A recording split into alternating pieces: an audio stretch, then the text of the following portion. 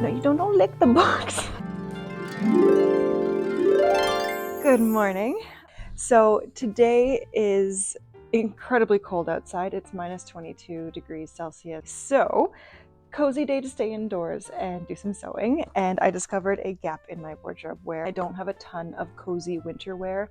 I find I end up just covering my beautiful dress with a cardigan or a sweater, and that kind of takes me out of the fantasy a little bit. So I would like to make some dresses with long sleeves that are cozy, made of warmer winter materials, keep me warm while still feeling fabulous. So that's what we're going to do today. So treasures from the local library. These are Gertie's sewing books.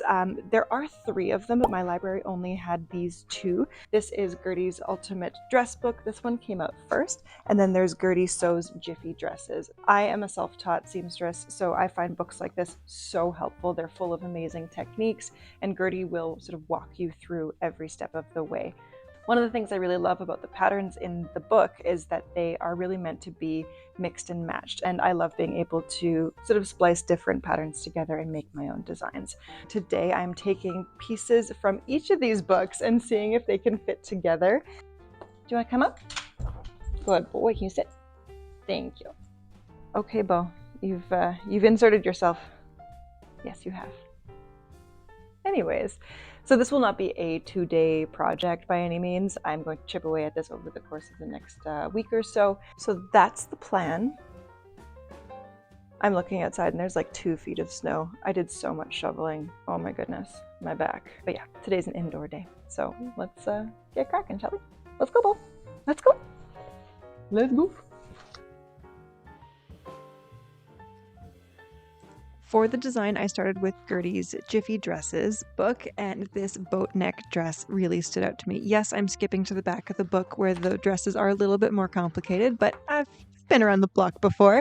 I love this scoop back, but I wanted longer sleeves to keep me cozy in the wintertime. So then I turned to Gertie's Ultimate Dress book and looked at this dress that caught my eye.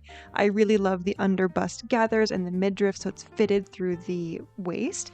And then for the boat neck dress, there's also a version that has a 3/4 length sleeve, so I thought I would mash them all together. So I'll take the front bodice from this dress, the scoop back from this one, and the sleeve from this dress. Not pictured here, I'll tie it all together with a circle skirt of my own design, and of course I have to add this cute bow detail to the sleeves. The fabric I'll be using today was a gift from a friend of mine. So she has a family member who passed away recently, and in their estate was a ton of sewing materials and fabrics. Alex was a costume designer and made all kinds of clothing and costumes for theater and film, and I never got to meet him, which is sort of unfortunate, but I hope that his legacy can live on, his love of sewing and costumes can live on, and I hope to do that with this fabric today. So it's very special, and I hope to make Alex proud. So Alex, this one's for you. So the fabric I have in front of me, I have, I think, 11.5 meters of this beautiful wool blend. I think it's a wool blend. I did a burn test and it sort of behaved mostly like wool, but not entirely. So this will be a nice cozy material. It's also quite light, so I think it'll make a nice twirly skirt. And for the inner fabric, this also came from Alex's estate. This is a polyester satin. I think it's so soft and so beautiful, and I don't want the wool touching my skin directly. I'm actually a little bit allergic to wool, so I will fully line the bodice and sleeves with this, and then I won't be lining the skirt. That will take up way too much fabric and it's not necessary. I'll be wearing a slip with this skirt and likely a crinoline as well to make it poof out. So that's what we'll be using today. And Alex's estate was full of beautiful, beautiful fabrics, and I was gifted a huge stack of fabric. So a big gift from the family. So thank you so much. And I'm very excited to, sew these things into beautiful garments again. Using the size guide in the book, I determined what size pattern pieces I'm going to need to trace out. I'm actually in between sizes, but that's okay. It's a multi-size pattern, so it's pretty easy to figure out where I need to trace in between the lines to get the right size for me. I need to now locate all of the pattern pieces in the pattern envelope at the back of the book.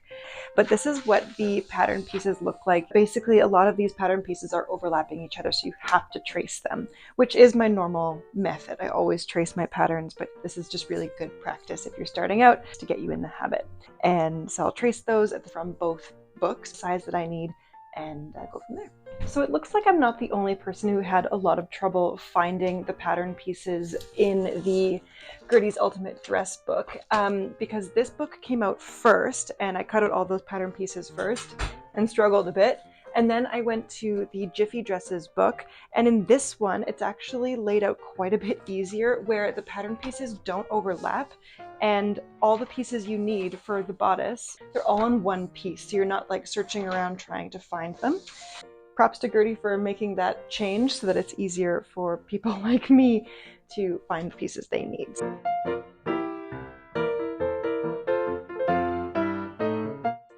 When mashing together patterns, you can't expect all the pieces to play nicely with each other.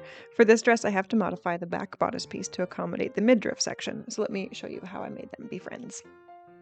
I'm going to start with my tailor's gauge and find my seam allowance on the midriff piece. So I'm going to mark a 5/8 of an inch seam allowance all the way along. So I'll take these and line them up. And so now I know that my seam line is going to be right about here on that edge. We're going to call this S for seam. And I'm going to do the same thing on this side, line those up and draw a little line here. And that's going to be seam. So now I know where my seam lines are going to go. And that means that I will need to add 5/8 of an inch of seam allowance on this side, so that when these things match up, this pattern piece can overlay by 5/8 of an inch on either side and stitch down the middle, if that makes sense. So I'm going to take my gauge and add 5/8 of an inch on both sides. Okay, and this is my cutting line with a C. So now to figure out where how to make this a nice straight line, it's not going to be a perfectly straight line because there's this dart here.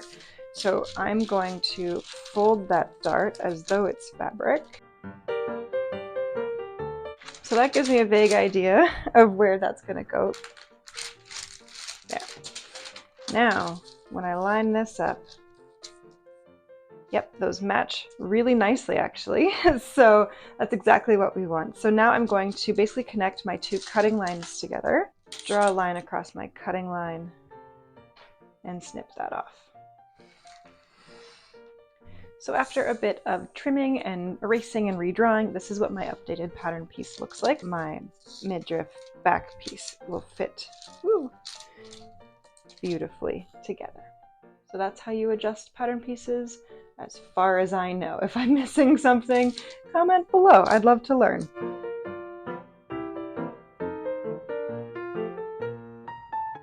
I love me a game of pattern piece Tetris. I rarely follow the cutting guides that come with patterns, so I just laid out my pieces onto my lining fabric, cut them out as well as my fusible interfacing pieces, and fused those directly onto the wrong side of my lining. This fabric was wildly slippery, but we made do. I also discovered when I was at the ironing board, there's a stain on it. There's like ballpoint pen ink. So I'm going to try and wash that out. I'm not going to worry about it right now. It's just on the lining. No one's going to see it except for me and you, so that'll just be our little secret. I decided to interface the midriff pieces because the fabric is very slippery and needed some additional stability. To assemble the bodice, the book recommends serging along all the vertical seams, and since y'all know I despise rethreading my serger, here I am in beautiful glowing lighting, serging with black thread. I have zero regrets.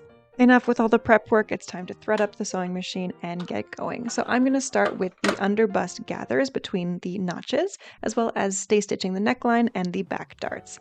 Once those are all done, I can start laying my pattern pieces together, right sides together, and sew them along the shoulder seams and side seams. Once those are all sewn together, I can move on to my midriff pieces, which I have stitched together at the side seams and folded up about a 1/2 inch all the way along the waistline. Then I can lay my bodice pieces right sides together with the midriff sections, matching up my side seams and pinning all the way along. Then I will match up my center mark and then pull up all the gathers under the bust and then stitch all the way along that under bust line. First try on. This is the lining layer, aka mock-up. If I stand really straight, it's very nice and upright, and once I slouch, I kind of get these pouchy bits in the front. I have a pretty long torso, so I probably should have extended the length of this piece, but I didn't.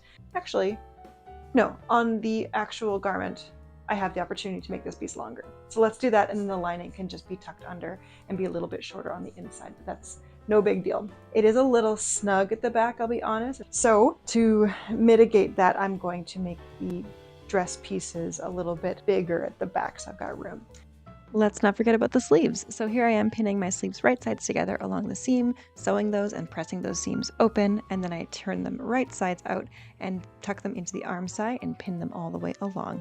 Be sure to take your time and use a ton of pins. Midway try on number 2. The sleeve looks great, and I'm really limited in my range of motion. So this is a good reason to make a mock-up. I think I need to make a different sleeve option or widen the armhole, or I'm not entirely sure what. So I think it's at this point that I will take a break for today.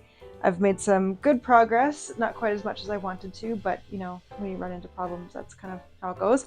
So I will read through the book and see if there's any recommendations on how to adjust the armhole, because there's lots of really great sizing and fitting recommendations in here. I'm going to write down all the changes I want to make so I don't forget them, and I will see you back here likely later today or tomorrow. Okay, bye!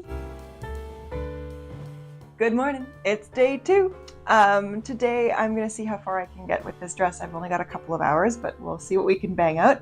Insert video clip here of yesterday. I tried on the mock-up with the center back seam stitched shut. What that experiment did teach me was that the dress actually does fit fairly well in the shoulders, but I would like a little bit more range of motion. And it sort of showed me what modifications I need to make to the lining so that when I make my outer layer, they both fit really well. This is also a lesson in making your mock-up out of fabric you don't love, because I thought I would save time by making my mock-up out of my lining fabric, but I don't want to waste this or ruin it, so I foolishly shot myself in the foot there. So don't do what I do. Learn from this and make your mock-up out of fabric you don't love. Make a ton of modifications, and then you can cut into your nice lining fabric or your nice outer fabric. So that said, I am going to today make some modifications to my pattern pieces. So I'm going to add some seam allowance to the center back, so both the bodice back and midriff back, so that I have a little bit more ease and wiggle room inside it. I'm going to make the sleeves longer, and I'm also going to see if I can actually add a gusset to the underarm seam. What I'd like to do is add a little sort of diamond shaped piece of fabric in the underarm section so that when I lift my arm, there's like an extra bit of space to move.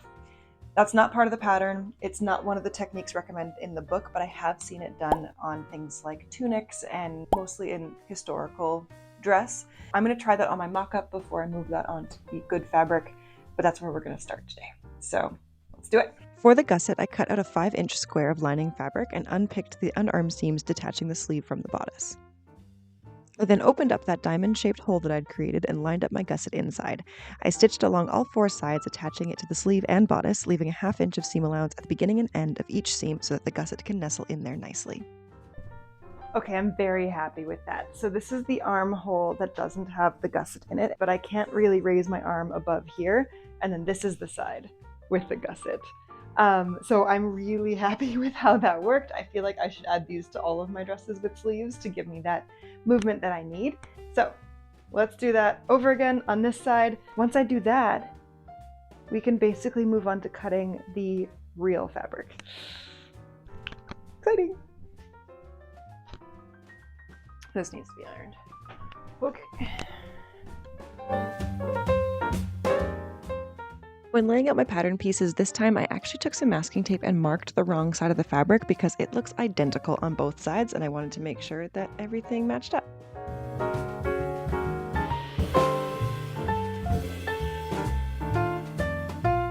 And because it's impossible to tell the right side from the wrong side of this fabric, I'm adding masking tape to the back side of each piece. And serging all the edges like the hunchback that I am. Everything is now serged along all the edges. The only piece I didn't serge was the bottom section of the bodice front, because that section needs to be gathered in under the bust. So I'm going to do those gathers and attach it to the midriff before I serge any of that, so I don't have any extra bulky bits under here. I'm going to assemble everything the exact same way that I assembled the lining, and I will see you with a complete bodice very soon.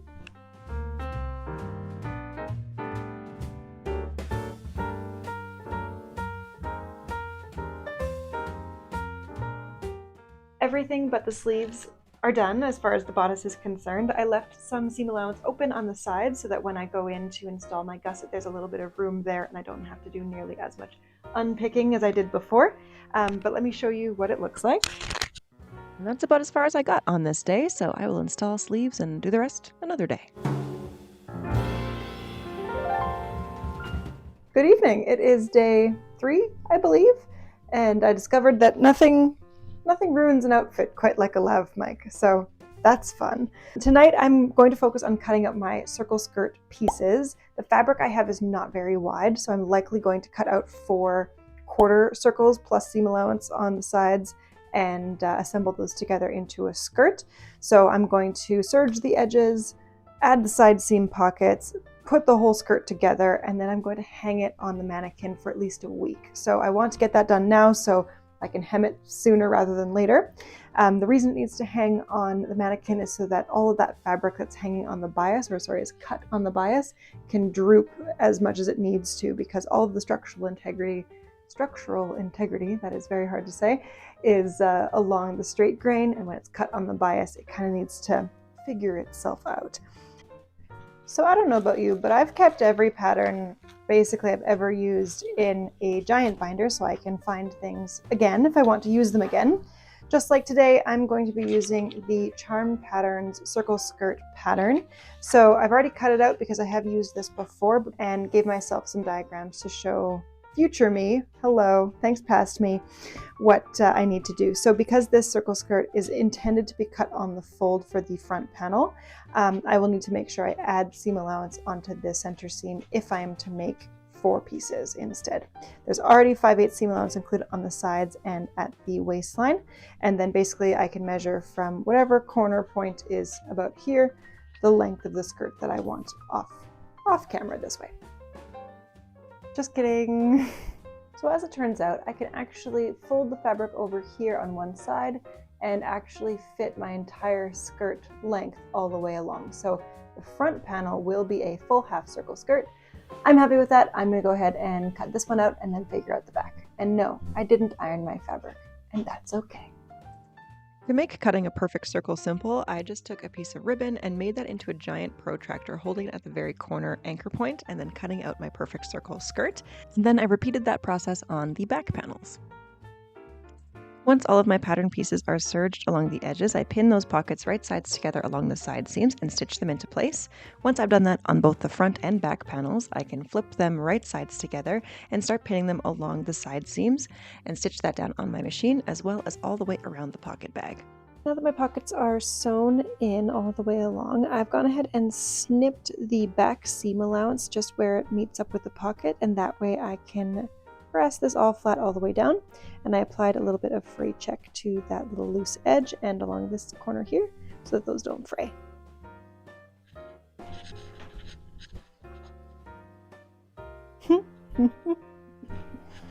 But yeah, so that's what we have so far.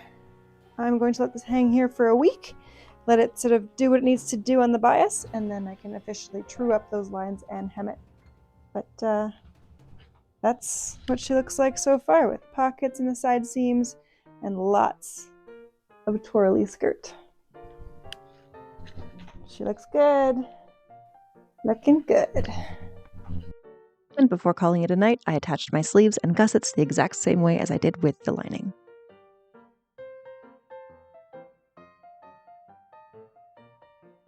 Hey, Bo. What do you think? Do you like Mommy's dress? Yeah.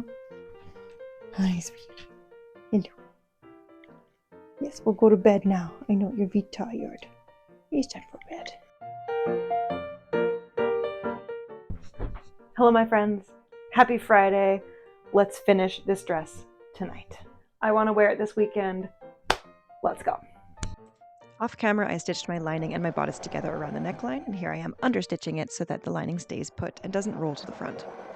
If you're wondering what those stripes are at the back, off camera I also added extra strips of fabric to the center back so that it could lengthen the lining on the inside, and now I'm going in with my iron and pressing all of those seams flat so that my understitching does its job and the lining stays put to the inside. The bodice is just about ready. Last thing I need to do is hem the sleeves. Should I do that now? Yeah, I'm gonna do that now. Hold on. I did not lengthen the sleeve linings, so they'll just be shorter than the sleeves themselves. But either way, here I am pressing those sleeve hems to prepare them for stitching. Okay, once again, caught in a lie. I didn't hem the sleeves, I just pressed the sleeve hems and I didn't stitch them just yet. I'll save that piece for later, and I'm going to do an invisible stitch along the inside later on tonight. But now it is skirt time. So the skirt has been hanging on the mannequin for over a week now. Let me show you what she looks like. It's a really good thing I have tall ceilings, hey? Okay, so as you can see, what was once a relatively straight hemline is now all warped, and that is exactly what we wanted. So this shortest piece here, that's along the grain line, so that's where the structural integrity of the fabric is. Everywhere else where it's hung lower is where it's been cut on that diagonal on the bias, and it needs to sort itself out. So I'm going to put the bodice on this before I hem it. I want to make sure that everything's all lined up, and then I have a vintage tool that I will use to fix my hemline. But yeah. That's where she's at. Okay, fingers crossed that our side seams match. And they don't. But I want to keep the volume of the skirt. So I'll take this to the sewing machine, add a couple rows of gathering stitches, and then attach it to the bodice. Let's do it. Okay, take two.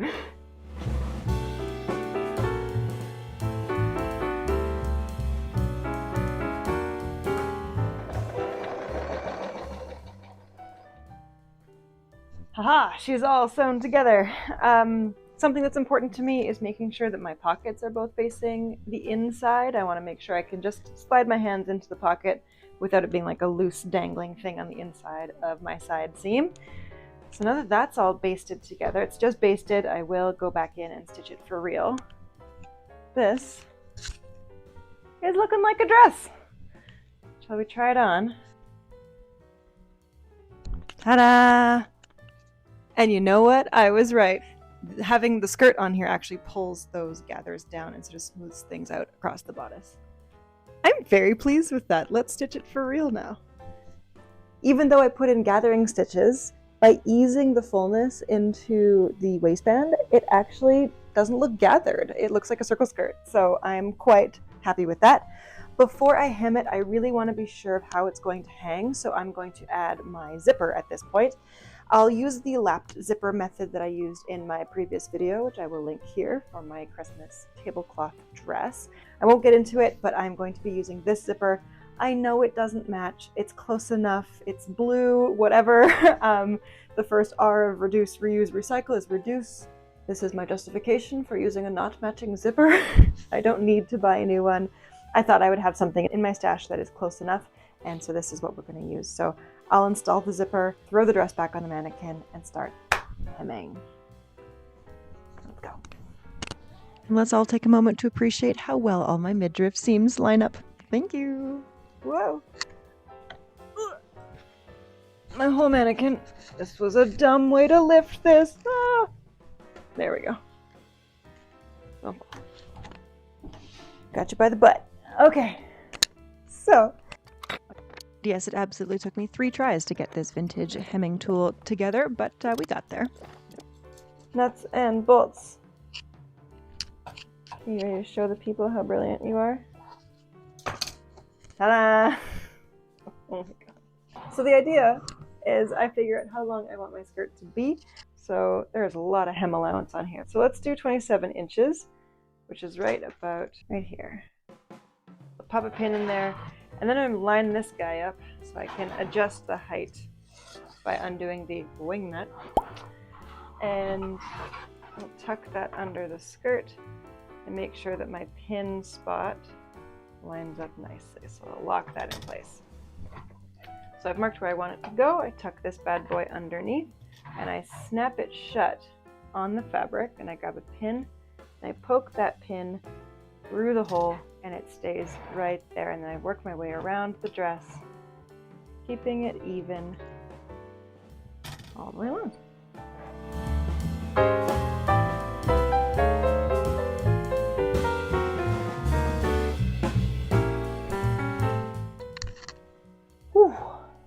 that took about 200 years.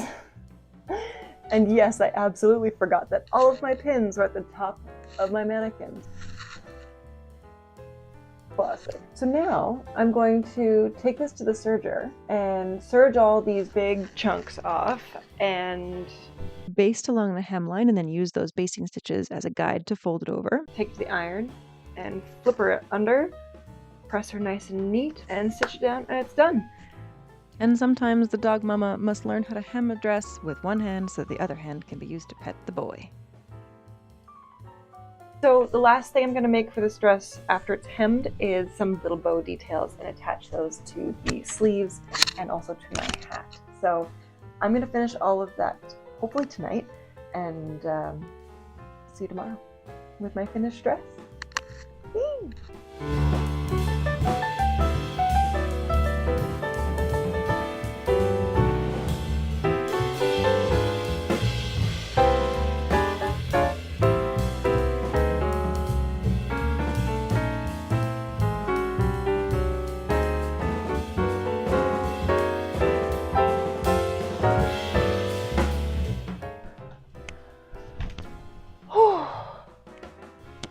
Baby.